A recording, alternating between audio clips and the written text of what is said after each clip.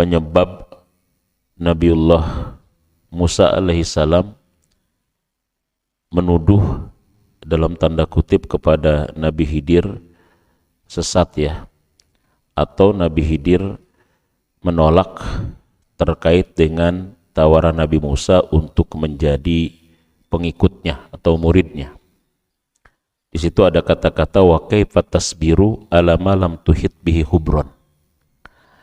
Ya, bagaimana engkau bisa bersabar menjadi pengikutku malam tuhit bihi hubron, kalau engkau tidak menguasai apa yang akan engkau pelajari.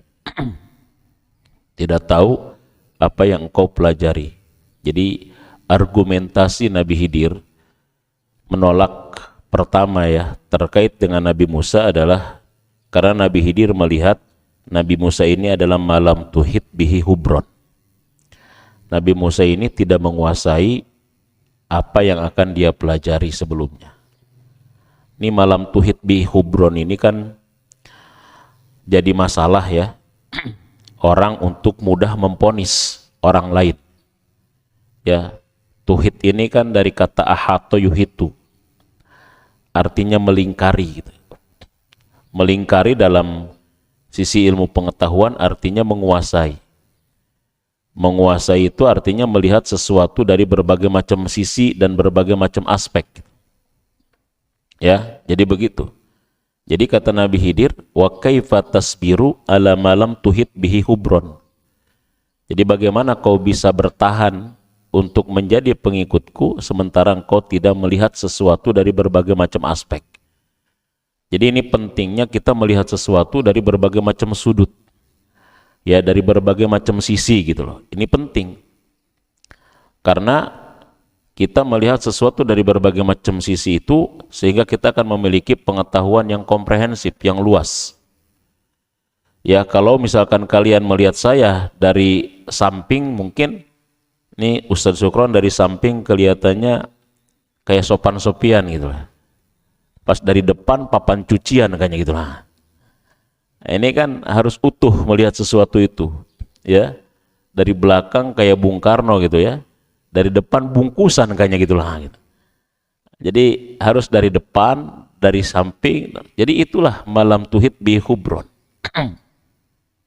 Kalau dalam ilmu pengetahuan, kalau kita ingin mengetahui sesuatu dengan utuh, satu lihat historisnya. Ya, kalau dalam sisi agama namanya asbab nuzul kalau Quran, ya. Asbab wurud kalau hadis. Ya. Jadi adanya ilmu asbabun nuzul dan asbabul wurud supaya kita bisa melihat sesuatu yang utuh. Kemudian lihat juga dari sisi bahasanya gitu. Dari sisi bahasanya. Kira-kira bahasa ini dikenal pada saat keluar itu gimana gitu. Kemudian dari sisi yang lainnya. Dari sisi kalimatnya. Apakah kalimatnya ini adalah kalimat yang berdiri sendiri atau misalkan dia terikat dengan kalimat yang lain, mutlak atau muqayyad. Kemudian dari sisi segala macam gitu, sehingga kita memiliki sebuah pemahaman yang utuh. Tidak mudah memponis. Itu yang terjadi dengan Nabi Musa. Makanya kata siapa? Kata para ulama, pertemuan Musa dengan Khidir ini adalah pertemuan tentang ahli syariat dengan ahli hakikat. Jadi Musa mengetahui sesuatu hanya dari perspektif syariat saja. Sementara dia tidak menguasai dari sisi apa? Sisi hakikat.